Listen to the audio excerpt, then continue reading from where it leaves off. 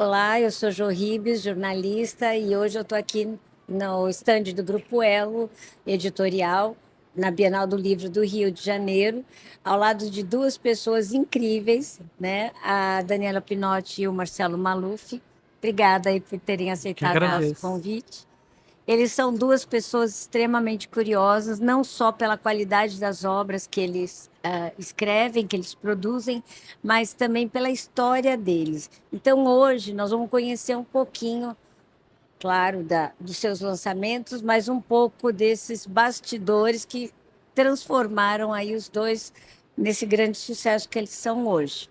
Então, primeiro eu queria contar que eles são casados, e a primeira pergunta é: quem nasceu primeiro, o casamento ou a literatura?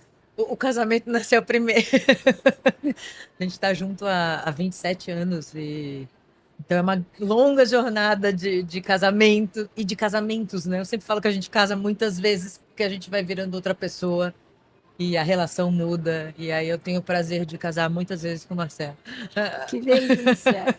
É verdade, a gente casou primeiro, mas a literatura não demorou para chegar, porque ela já chegou nas nossas primeiras conversas, né?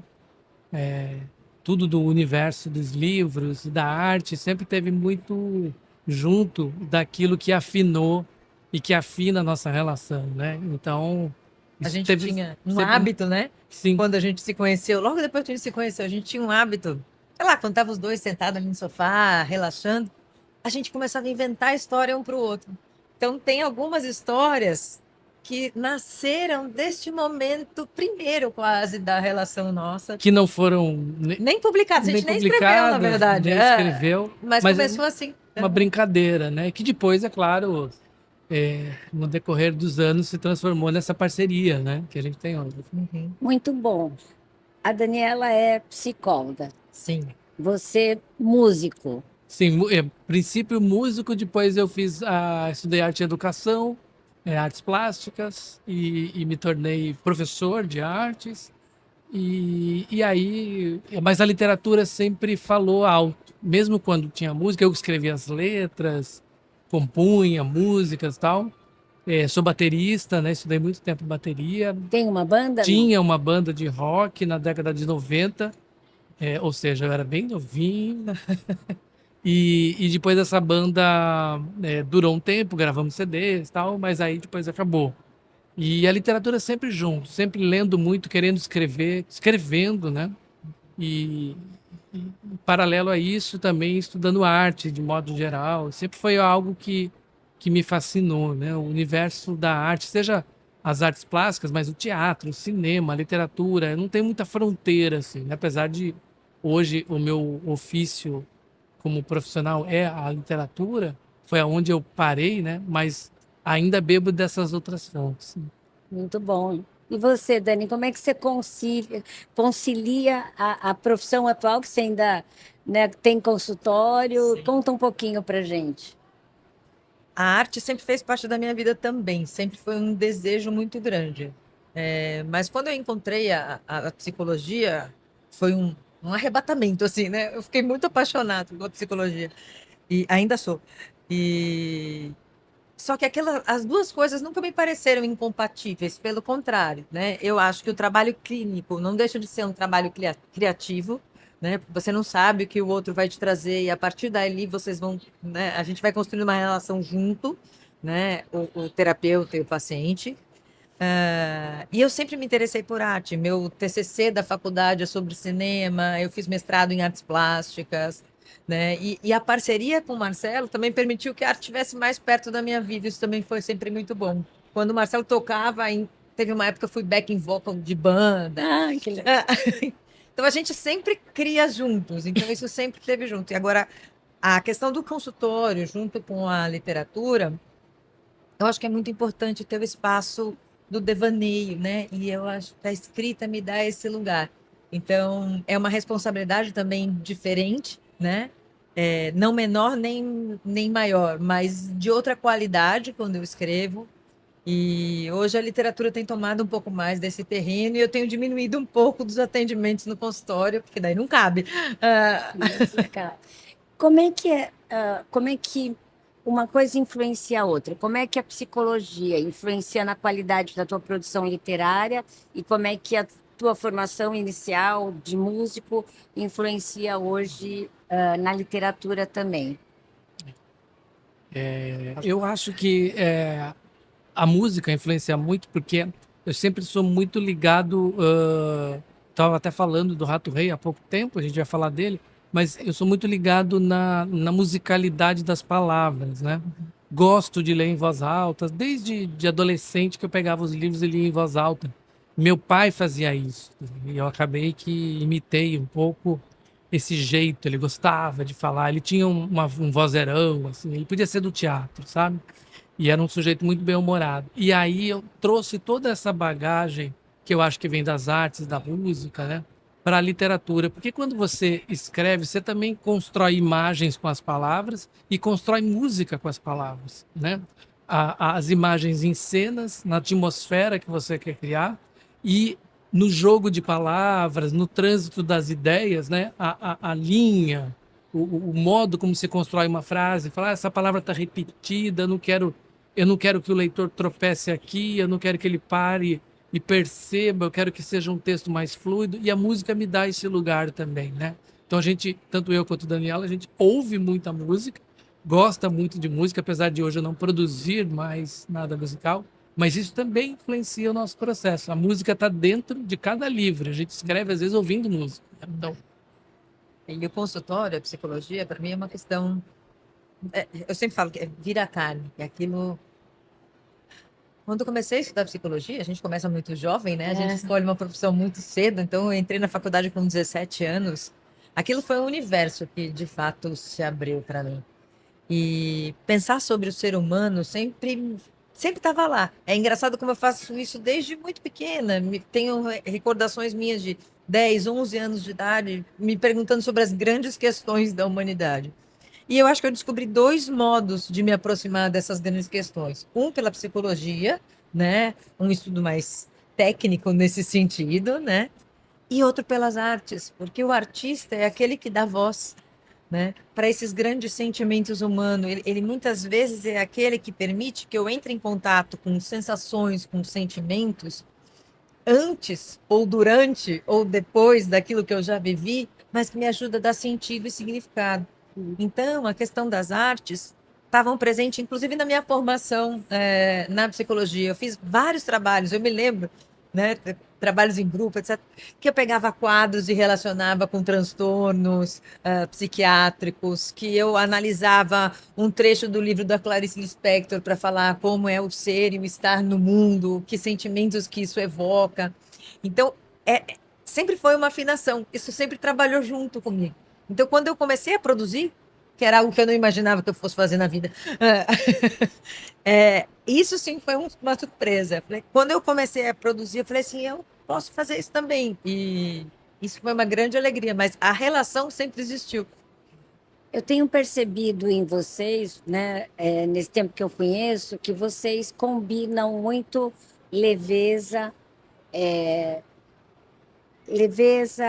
a história dos sentimentos e, ao mesmo tempo, do humor. Então, dá para perceber que são três marcas aí, independente do tema que vocês estão falando. Eu acho que, pelo que eu estou percebendo, até a ligação de vocês com a arte é uma coisa que automaticamente convida à leveza. Né? Eu queria falar um pouquinho, queria que vocês falassem um pouquinho sobre isso. Como é que vocês, na vida pessoal, buscam essa leveza e depois transmitem até nos assuntos mais delicados que vocês tratam? acho que é insustentável leveza, que falava o Bela Kundera, né? E que a gente tem, quer dizer, toda leveza contém peso, né? E vice-versa. Então, a gente acho que isso não vem, quer saber? Acho que isso não vem de uma forma tão arquitetada. Isso é muito natural. Isso vem da piada que ele faz às 7 horas da manhã, ele acorda fazendo piada todo dia, gente. Isso vem de uma forma, né, que é de uma naturalidade da construção. Acho que tem a ver com a nossa relação, que tem leveza, mas tem peso, né? Não é que nós somos pessoas que não sentem o peso do mundo, mas eu também acho que, mesmo num tema que tenha muito peso, a leveza e o humor podem trazer, podem fazer com que este leitor ou esse espectador consiga olhar para aquilo sem ser só o choque e só o peso, porque pode ser insuportável ou insustentável. E quando você traz mesmo um assunto de peso com determinada leveza, você não está alienando, você está dando a possibilidade de ele caminhar junto até sentir aquilo e até poder, inclusive, falar: poxa, como que eu faço? Como que eu estou dentro desse texto, dessa história? Quanto ela me toca e o que que eu... Você tem que dar chance para o leitor, você tem que acolher. Eu acho que é isso, a palavra é essa. O acolhimento é uma literatura que a gente busca que acolhe, mas ela também mexe com você, né? Ela dá um chacoalhão, mas ela acolhe ao mesmo tempo, do que se aquela literatura só que dá o chacoalhão. Ainda mais em se tratando de literatura para crianças e jovens, e é o que a gente escreve muito juntos, né? E eu acho que a gente vive um pouco assim. Isso tem muito da nossa construção de vida, da nossa relação. A gente tem uma relação com muita leveza, a gente faz brincadeira, a gente é bem idiota às vezes um com o outro. A gente continua sendo. Porque uma coisa é ser, outra coisa é continuar sendo. A gente se diverte, então a gente tem uma preocupação de trazer os temas importantes para a relação, porque, né, uma relação tem que ser pensada e discutida muitas vezes, mas a gente também se preocupa em ter esse momento do prazer, do deleite, de apreciar a vida, né? E apreciar a vida nas suas coisas mais pequenas. A gente é vegano há muitos anos, né? A gente é vegano há 12 anos, então assim, a gente anda pelo jardim de casa, vai os dois recolhendo os caracóis para não pisar, né? Então a gente faz as pequenas coisas que eu acho que constroem este modo, né? Então, às vezes, quando a gente escreve junto, como é que isso acontece? Isso acontece, acho que no nosso cotidiano. Acontece no texto, mas acho que acontece na nossa vida. E aí o texto é um pouco do reflexo da nossa vida, nesse sentido. Tem um pouco a ver do que você disse que você a relação ela tem que ser sempre não repensada, mas talvez rediscutida, porque a gente vai ficando igual quando está muito tempo casado, né? Os interesses, as convergências, as prioridades, e isso é muito gostoso ver vocês nesse sentido, né? Eu queria aproveitar, falar um pouquinho aqui. Com relação à bicicleta do tempo, eu estou começando com ele porque me chamou a atenção de terem falado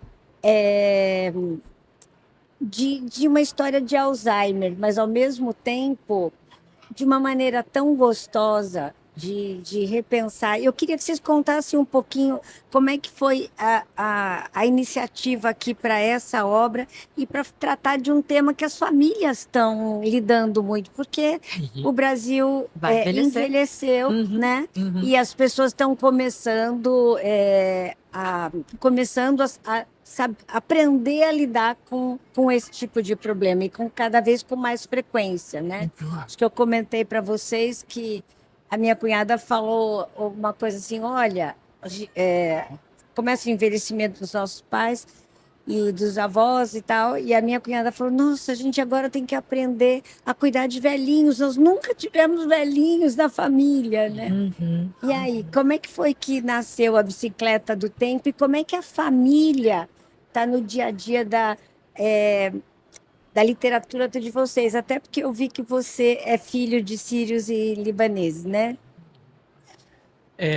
Bom, duas coisas, né? Você quer falar um pouco da bicicleta? Posso. Porque a Daniela tem um envolvimento direto com isso, ela vai falar. A minha avó teve Alzheimer, né? E quando a gente pensou na Isis, o mote do livro, né? O mote da Bicicleta do Tempo foi tentar fazer uma ficção científica para criança. A gente começou desse desejo de trazer esse tema e esse universo, né, para uma linguagem infantil. E então a gente pensou na Viagem do Tempo, acho que os dois são loucos por Viagem do Tempo. Pode ter, tô dentro. E aí, pensando na Viagem do Tempo, a gente começou a pensar na questão do tempo, a gente começou a pensar na longevidade.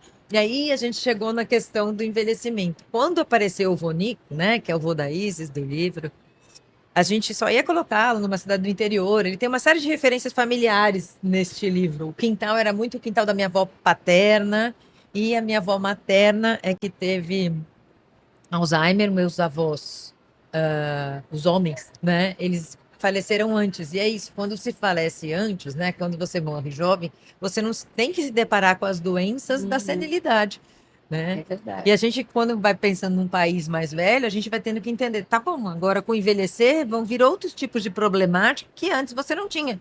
Que bom que a gente tem, porque significa que essa população não está vivendo mais, mas elas são questões difíceis. E minha avó com Alzheimer foi muito difícil, porque é quase como se você fosse perdendo a pessoa, tendo a pessoa diante de você. E tanto que tem um trecho específico do livro que ela fala do avô, não sei se eu vou achar Porque, direto. enquanto você Pode ir, procura, vai. porque essa relação, né, da Daniela com a avó, e também tem a relação, neste livro específico, de uma vida, né, que é vivida no interior de São Paulo, né? Tanto a Marcelo do Dani, interior, né, né? eu sou do interior, mas a Daniela tem família no interior também de São Paulo. Eu sou de Santa Bárbara do Oeste, a Daniela, família em Brotas, né? E são dois lugares em que é, de, as crianças do livro vivenciam experiências, né? Que morando em São Paulo, ali, elas podem ter. Tanto é que a Isis, que é a personagem principal do livro, ela não aprendeu a andar de bicicleta, né? Os amiguinhos que vão comemorar o aniversário com ela na cidade do interior, onde mora o avô, que está com Alzheimer, é que ensinam ou tentam ensiná-la a andar de bicicleta, e aí tem a questão que depois desemboca na viagem do tempo.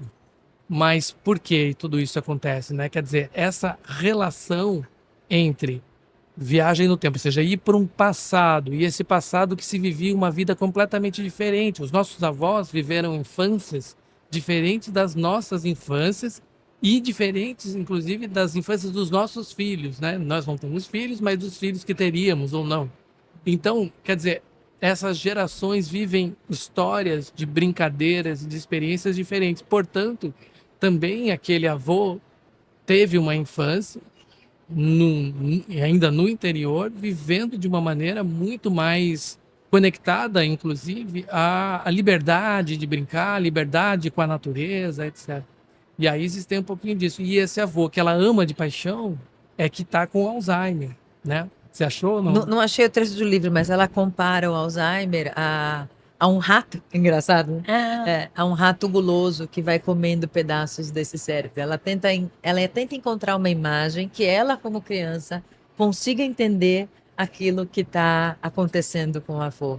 E ela teme, acima de tudo, que eu acho que é o temor de quem conviveu com uma pessoa com Alzheimer, é que ele não se lembre do amor que ele tinha por mim, né? Então ela fala, morre de medo que o avô não saiba que ele a ama. E aí ela fica pensando que talvez esse amor esteja guardado na pelanca do cotovelo, né? Ela coloca o amor em alguma outra parte do corpo onde esse Alzheimer não possa destruir, né? Então, assim, para mim é muito tocante, assim, foi um momento muito importante. Quando eu fui escrever essa cena, essa é uma das poucas cenas de livro que a gente sabe, que eu falei, Marcelo, pode me deixar sozinha. E aí, porque a gente escreve junto mesmo, um do lado do outro. Aí eu falei, me deixa sozinha. E eu fui lá e eu escrevi sozinha aquele momento, terminei chorando, lógico. É. Porque é muito forte. A gente precisa aprender a falar de amor, a gente precisa aprender a falar daquilo que é realmente significativo. A gente precisa colocar em palavras. Então, de certa maneira, até quando você me pergunta essa relação da psicologia e da literatura, muitas vezes eu faço isso no consultório, mas é diferente quando a gente tenta colocar em palavras no livro, principalmente quando você está pensando num público que precisa de outros instrumentos, outros recursos, mas que precisa desses recursos, senão essa pessoa fica muito inatingível. Imagina, esse avô com Alzheimer, se eu não consigo compreender minimamente o que ele tem, eu não consigo me relacionar. Então, a tentativa do livro também era essa, permitir essa relação mais próxima, né? Muito bom. Aqui nós temos a bicicleta do tempo. E aqui, em busca do meu próprio tempo. Como é que o tempo está relacionado nas duas obras? As duas obras lidam com o tempo de uma maneira diferente, né? Porque no livro Em Busca do Meu Próprio Tempo, que é esse, que é um juvenil que eu escrevi aqui para a Perabook, né? É, é o tempo perdido, é o tempo do passado, é o tempo que se foi e que não se recupera. Porque o personagem principal, o Tomás, ele sofre um acidente de carro com os pais e os pais, ele perde os pais nesse acidente e ele sobrevive, mas ele fica em coma. E ele, quando acorda, ele não lembra de quase nada. Ele lembra de pouquíssimas coisas. Ele esquece muitas outras coisas. Do passado dele, como jovem, ele tem 15 anos de idade, ele esqueceu, né? Ele esqueceu do 15 para trás, ele esqueceu tudo, quem ele era, como ele vivia, do que ele gostava. Então é um tempo perdido. É um tempo que ficou e que ele não recupera mais. Ele vai ter que viver o presente, o tempo do presente e construir a sua identidade neste lugar, nesta hora, no aqui e agora, né? E é isso que ele tenta fazer durante o livro e tem outras questões. Já na Bicicleta do Tempo é a fantasia da viagem para o passado. É ir para o passado e encontrar como as coisas eram e como elas existiam lá na vida do avô, que a Isis encontra, o avô criança, né? Isso é uma coisa bem legal no livro, porque a Isis encontra o seu avô com a idade próxima dela e ela vive uma aventura com esse avô criança, né? Não vou contar o resto, porque dizem que é spoiler, não pode, e tal, mas é isso. E então são duas maneiras de lidar, mas o tempo está realmente presente nos dois textos, né? E de maneiras distintas, né? Um pela possibilidade da ficção especulativa, né? Ficção distópica, distópica não, né? Científica, que é pensar na possibilidade da gente viajar no tempo e voltar para o passado, e tal. E o outro é de perder esse passado na memória, né? É a memória que se perdeu das histórias que foram vividas antes. Como vocês acham que as crianças e adolescentes hoje que querem ter tudo imediatamente estão lidando com o tempo? Porque não é só questão de ter paciência, mas saber que há um tempo para tudo. Como é que vocês enxergam isso e como é que a literatura pode auxiliar nisso? Acho que é um tema super complexo. E eu acho que a gente está vivendo um tempo diferente. Não só as crianças, a gente também. Nosso tempo está acelerado. Se a gente pensar na ansiedade, a ansiedade é uma doença do nosso tempo, né? Tá todo mundo sendo cobrado para fazer muitas coisas ao mesmo tempo e cada vez mais rápido. Então, como se a gente estivesse perdendo essa noção da presença, do estar aqui e viver aquele momento com intensidade, né? Tudo tem que ser muito rápido e geralmente tudo muito fragmentado. Eu não sei se isso sai necessariamente na literatura, mas eu sei que isso sai na hora que uma criança lê. O tempo da leitura é um tempo diferente. Ele é uma abertura no tempo, nesse sentido, porque você faz um mergulho, você tem que estar presente, você tem que estar prestando atenção. Se você estiver desconectado ou recebendo muitos estímulos ao mesmo tempo, o que acontece? Você pode ler uma página, mas você não vai saber nem o que você leu, você não está ali dentro. Então, eu diria que a literatura, né, e a leitura, ela é um convite para esse alargamento do tempo, para essa vivência do tempo presente, tão fundamental, né, que a nossa sociedade, de certa maneira, pelo excesso de estímulos e redes sociais e facilidade de comunicação, etc., está perdendo um pouco, né? E que estão aí, né? Elas são inegáveis, elas vão continuar, mas a gente precisa equilibrar esses tempos, né? Abrir um livro e mergulhar, fazer a imersão dentro de uma história, eu acho que traz esse tempo mais parecido com o tempo que a gente fala que é o tempo normal, né? É diferente, por exemplo, você está aqui com muitos estímulos, muitas coisas acontecendo. Agora sai daqui e se transporta diretamente para um barquinho no meio da floresta amazônica, né? É outro tempo. Você está vivendo duas situações diferentes. E eu acho que a literatura não é o barquinho na floresta amazônica, mas ela é o meio do caminho, né? Porque a gente, e agora, não tem, a gente está aqui, está gravando, conversando, tem as redes sociais, a gente vai ter que fazer uso disso. Mas a gente teria que ter um bom equilíbrio para que a gente não adoeça, porque as pessoas estão adoecendo, sejam elas crianças, jovens ou adultos, né? E quando a gente fala da literatura, nós estamos falando ainda do livro papel, né? Isso. A última pesquisa Retratos da Leitura no Brasil, ela trouxe exatamente esse número, que os leitores mesmo ainda preferem ler no papel, justamente pela interferência que o digital Pode dar. pode dar, porque o nível de concentração começa a ficar pequeno. Você está lendo, você está tentando ir para o mergulho, dali a pouco o mergulho começa com a. Vão, tipo, chamando para a superfície de novo, né? Não dá para afundar. Exatamente. E esse processo de recomeçar é muito complicado, né? Porque você começa a estar sempre no recomeço porque você foi interrompido, né?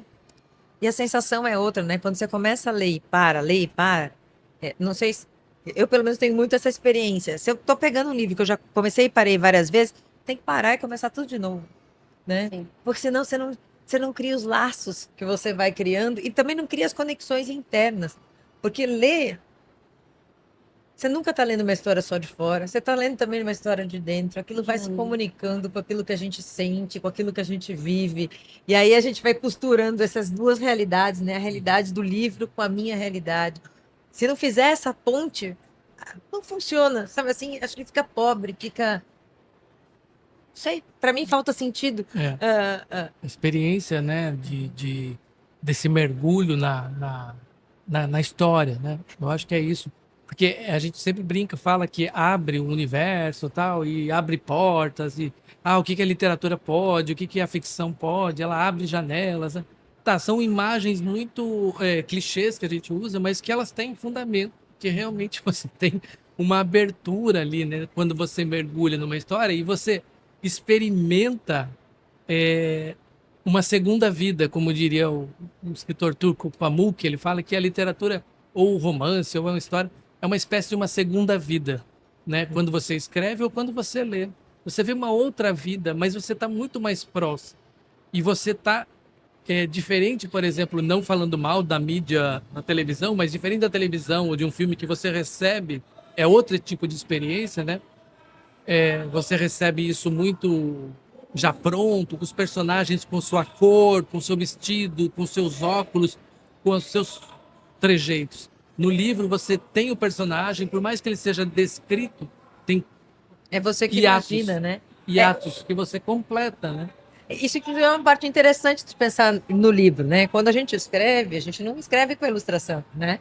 A gente escreve e a gente vai lá imaginando os nossos personagens, como seria. Às vezes, quando a gente recebe a ilustração, é muito interessante, porque às vezes você fala assim, é outro livro que chegou que a gente não tinha pensado, né? Muito legal. Como é que é o casamento de ilustração e texto? Como é que é isso para vocês? A gente tem vários tipos de experiência, né? Tem experiências em que a gente entrega o texto para os editores e aí volta com uma sugestão de um ilustrador e aí depois a gente vê esse processo acontecendo. E tem às vezes em que a gente trabalha mais diretamente com o ilustrador, né? Que é um pouco mais raro disso acontecer, mas acontece. Então, isso, agora, o nosso processo, para falar uma coisa que acho que da onde a gente pode falar, porque tem parte do processo que a gente não comanda, né? Mas daquilo que a gente gosta. Quando a gente está criando, a gente tem a nossa ilustração na cabeça. Provavelmente a Daniela tem a dela, eu tenho a minha, de cada personagem. Esse já é outro problema. E a gente tenta afinar como que é esse personagem, como que é para você, como ele é. A gente tenta pensar na imagem deste personagem, ou desta cidade, ou deste lugar, de determinadas maneiras. E que ela pensa de um jeito, eu penso do outro. E quando vem um terceiro de fora, ou seja, vem um ilustrador, porque nós não ilustramos, né? Quando vem alguém de fora e põe o seu olhar, é uma outra visão, que pode deixar a coisa crescer e virar uma outra história. E depende também dos tamanhos dos livros, né? Se é um livro infantil, tem mais peso a ilustração. Se é um infanto-juvenil, ele tem um pouco menos de peso, porque é mais texto e menos imagem, e aí por aí vai. E é como se isso criasse um outro diálogo, né? O Rato Rei é bem interessante nesse sentido, porque como o Rato Rei, ele cita ditados antigos, né? O rato roeu a roupa do rei de Roma, eu vou ter que falar aquilo de novo. 3 tigres tristes comeram 3 pratos de trigo. É muito difícil. Mas que são coisas que estão na nossa vida há muito tempo, né? É muito gostoso receber a ilustração como a do Vitor, quando ele traz esse frescor. né? Então, nesse caso, a ilustração traz aquilo que supostamente é da tradição, é antigo, para o contemporâneo. Então, existe essa brincadeira das duas coisas. Então, existe uma linguagem que é para além da linguagem escrita, na hora que faz o caso. Eu estou falando muito de casamento, né? Acho que a gente começou por aí, isso ficou na minha cabeça. Que é o casamento da ilustração com o texto. Que, Sim. né, o livro é esse resultado. Na verdade, o livro é resultado de muitas forças, né? Da nossa composição, do ilustrador, de quem diagramou, de quem editou. Né? São muitas mãos para fazer um livro, né? Muito legal. E é interessante mesmo que você falou que o Rato Rei ele veio com uma ilustração bem contemporânea, tratando, achei muito Um legal. pouco pop, né? Eu gostei dessa. Muita cor. Querem falar um pouquinho de Rato Rei? Que é o lançamento Lançamento. mais fresquinho deles, O Rato aqui Rei pela Ela Editora. é um livro infantil que a gente escreveu com muita diversão, né? Acho que o processo todo desse livro foi um processo de gargalhadas mesmo.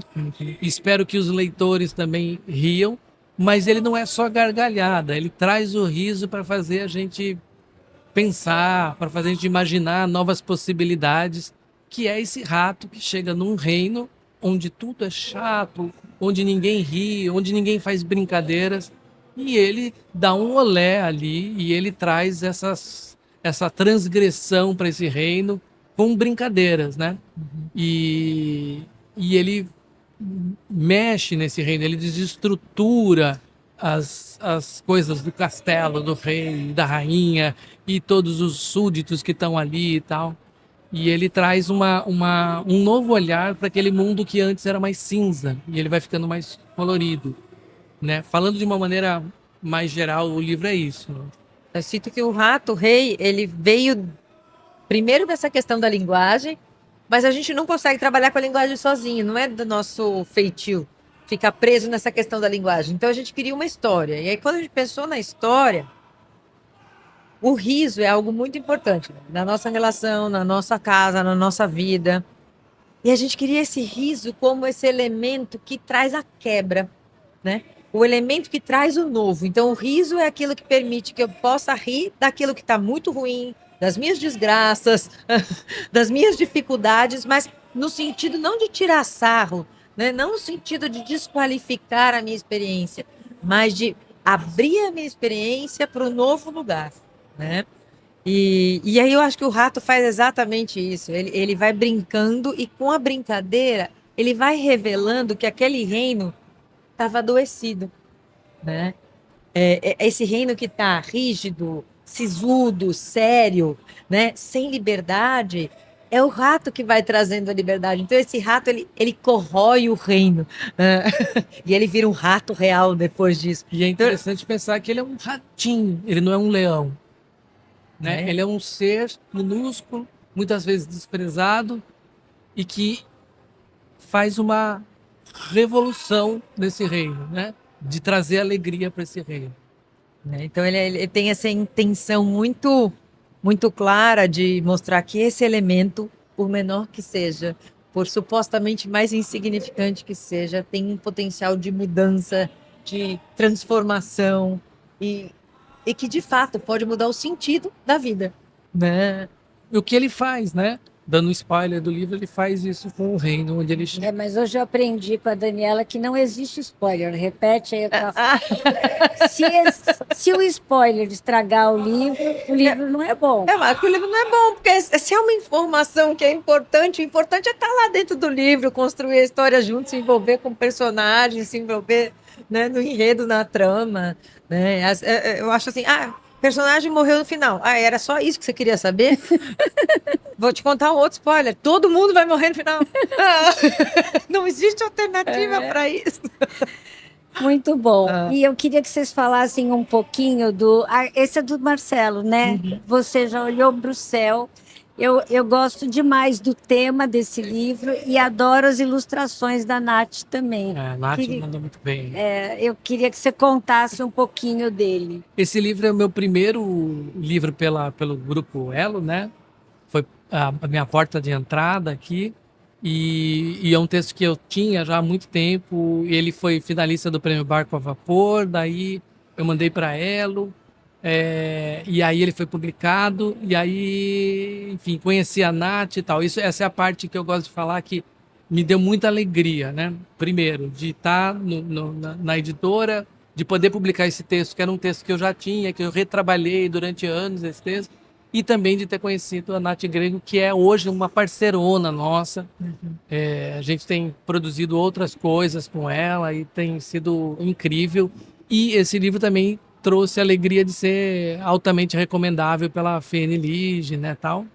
E é um livro que eu gosto muito. Mas ele fala da história do Érico, que é um menino muito sensível, que gosta de olhar para as estrelas, e os professores dizem para ele assim: Érico, né, para de ficar olhando para o céu, para de olhar para as estrelas, olha para cá, né? Porque ele tem um pouquinho dessa coisa meio... Ele devaneia um pouco, ele sai, ele é um menino da imaginação e tal. Eu tenho um pouquinho Muito, do Érico. muito diferente, Pra falar, muito diferente de você, Marcelo. Eu tenho um pouquinho do Érico quando era criança. Eu já ouvi de professoras assim, né, em sala de aula, falando isso para mim. Cadê? O que você tá vendo lá fora? Porque eu realmente precisava que alguém chamasse atenção para eu voltar para a sala, porque eu tinha um pensamento um pouco avoado por excesso de imaginação, tal. Então o Érico, ele é um pouco o que eu fui lá atrás, mas não sou eu. Ele é bem diferente. E ele tem uma tia, né, que é a tia Lucy, que gosta muito dele, que leva ele para passear, que leva ele nos museus, que ela é poeta, tal, e ela tá doente. E essa tia, ele vai ter que aprender a lidar com a perda dessa tia. Então é um livro que tem humor bem leve, assim, porque o humor tá na fala do Érico, é ele que conta a história. E ele tem piadas ruins, né? Ele tem piadas ruins, que eu também tenho, mas ele fala, eu queria construir uma piada que alguém um dia risse, mas ele brinca com essas piadas. É uma outra maneira de lidar com a leveza aí, porque é um assunto denso e que você precisa trazer uma leveza, né? Tem que ter um alívio. E o Érico sempre dá esse alívio no texto e tal. Tem uma garota que é a Fernanda, que é amiga dele, que ele começa a gostar muito dela, então tem essa relação. E a tia o ajuda, né, nessa relação com a menina e tal, mas ela tá cada vez mais sendo hospitalizada, até o momento em que realmente ele... spoiler, eu posso dar. Ele tem que lidar com a morte dela e tal, mas tudo isso trazido de uma maneira muito poética, muito leve, e lidando com o assunto, quase como pegando assim, o Érico no colo, muito frágil, assim, lidando com esse assunto, mas eu acho que é um livro muito sensível, muito bonito nesse sentido, dessa história familiar. E a família dele também o apoia, tá junto ali. Eu adorei ver esse livro em realidade virtual. Como é que foi o impacto para você a primeira vez que você se viu e também viu o efeito em realidade virtual? Eu vi ontem, por acaso, né? Você não tinha visto antes? Não, eu tinha visto já, mas eu vi aqui, né? Com óculos, não tinha visto com óculos, eu tinha visto... Foi realidade aumentada. Aumentada. E aí, o impacto é sempre grande, porque você fala, poxa vida, né? Quer dizer, existe um universo, né, que você pensou aqui na sua cabeça e, de repente, pela tecnologia, pelo processo, você consegue fazer com que esse universo se expanda para além da sua imaginação, né? Que alguém pensou também, imaginou também aquilo que você imaginou e contribui para aquilo, porque é isso, acho que é feito nisso. Então, isso me deu... criei um universo aqui, né? Você se sente importante um pouquinho, né? Olhando para tudo isso, mas nada, né? Tá tudo lá já, o céu, as estrelas, a gente não criou, mas criei a história do Érico, né? Que admira isso, né? A gente é muito pequeno, né? Ele fala sobre isso, né? Sobre todos nós, que não é ele que fala, isso somos feitos de poeira de estrelas, né? Acho que é isso que é um pouco dessa finitude, um pouco da impermanência que tem no livro que fala, né? Mas de uma maneira que a gente tem que compreender, tem que falar sobre isso, né? A gente já está finalizando o nosso papo, eu queria saber assim, como é que vocês têm percebido que essa questão de realidade aumentada, realidade virtual, impacta no convite à leitura da obra? Faz diferença? Em que sentido que vocês sentem que faz a diferença ou não faz também? Eu acho que eu domino um pouco o tema, de fato. Mas eu acho que num mundo tão diverso como o nosso, a gente vai ter que encontrar diversas vias para chegar no leitor. E se essa for uma via potente para chegar em leitores, isso é maravilhoso, né? A gente tem que ler livros, a gente tem que ler o mundo, a gente tem que ler a realidade aumentada, a gente tem que ler a realidade virtual e a gente tem que ser crítico nessas leituras todas.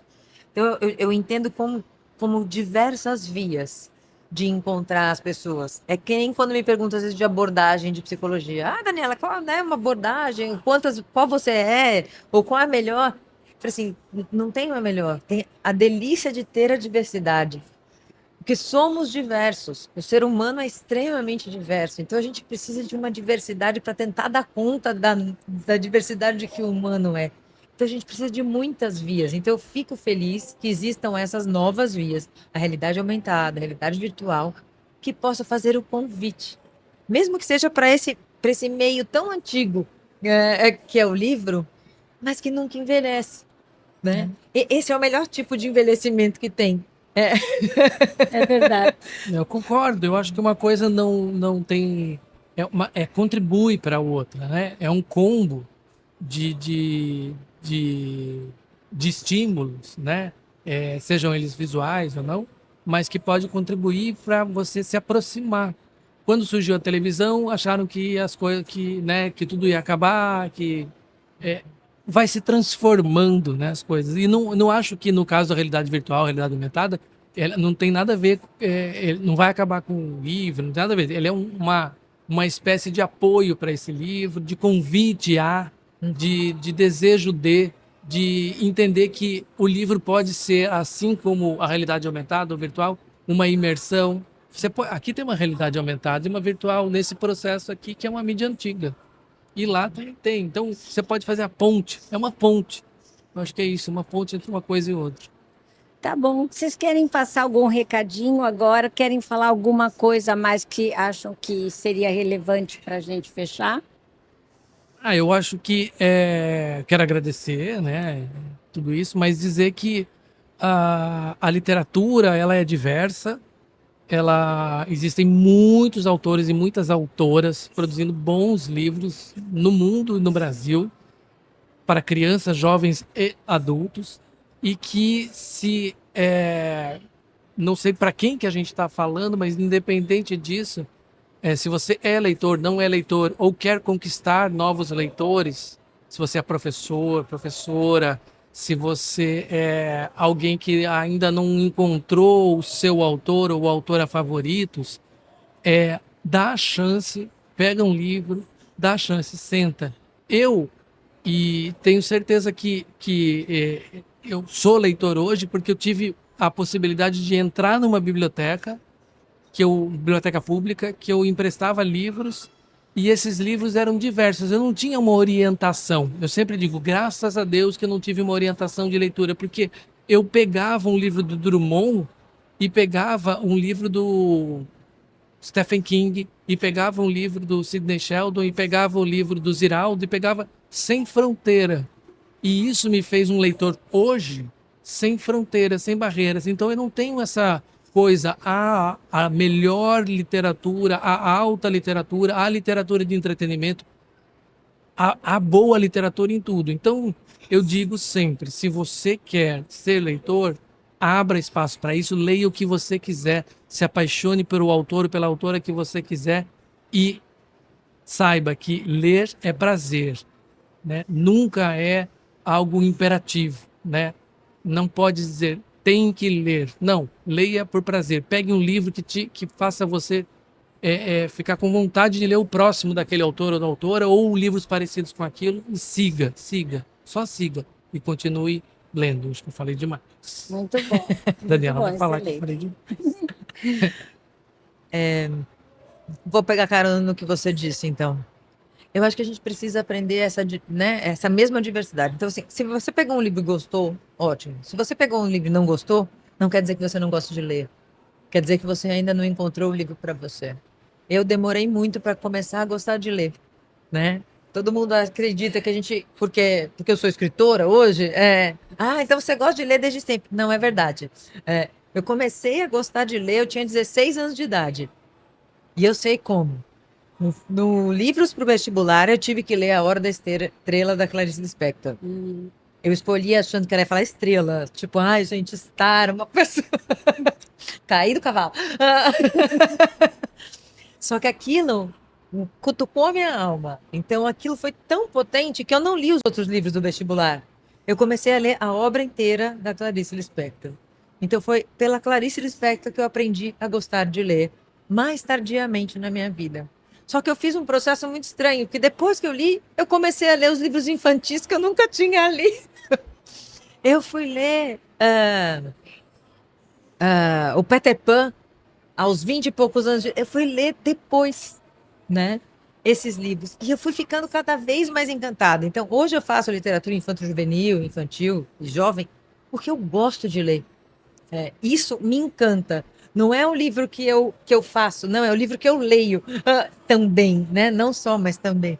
Então, assim, às vezes a gente demora um tempo para se achar, mas é importante que não pare de ficar procurando, por E é favor. normal. Tá certo. Continue procurando, que com certeza existe o livro que vai tocar sua alma.